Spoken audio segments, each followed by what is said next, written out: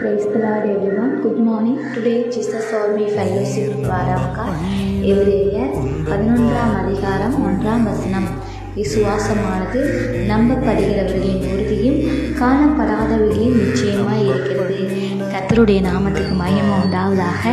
இந்த காலை வேளையிலே இந்த சத்தத்தை கேட்டுக்கொண்டிருக்கிற தேவனுடைய பிள்ளைகளை ஆண்டவர் சொல்கிறார், விசுவாசமானது நம்பப்படுகிறவர்களின் உறுதியும் காணப்படாதவர்களின் நிச்சயமாய் இருக்கிறது.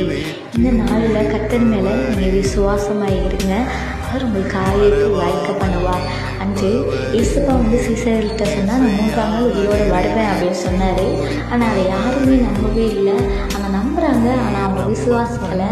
தோமா கூட என்ன பண்ணுறாருன்னா, இயேசுப்பா இந்த மாதிரி வந்தாங்கன்னு சொன்னபோது நான் அவருடைய கைகளை நான் தொட்டு பார்த்தா தான் நான் அவரை நம்புவேன் அப்படின்னு சொன்னாங்க. அப்புறம் இயேசுப்பா தோமாவுக்கு காட்சி அளித்து கைகளை தொட்டு பார்க்க சொல்கிறாரு. அதே போல் தான் இன்றைய நிறைய பேர் இயேசுப்பா கொடுத்த வாக்குத்தத்தை நிறைவேறலைன்னா நம்மளுடைய வாழ்க்கையில் நிறைய பேர் இயேசுப்பா எனக்கு இந்த வாக்குத்தத்தை நிறைவேற்ற மாட்டார்ன்னு சொல்லி நம்ம நம்பாமல் இருக்கிறோம். நம்ம அப்படி இருக்கக்கூடாது. தோமாவை போல் கண்டு விசுவாசிக்கிறத விட காணாமல் விசுவாசிக்கிறவங்க தான் பாக்கியவான் என்று சொல்லப்பட்டிருக்கிறது. நம்மளாம் பாக்கியவான்கள்.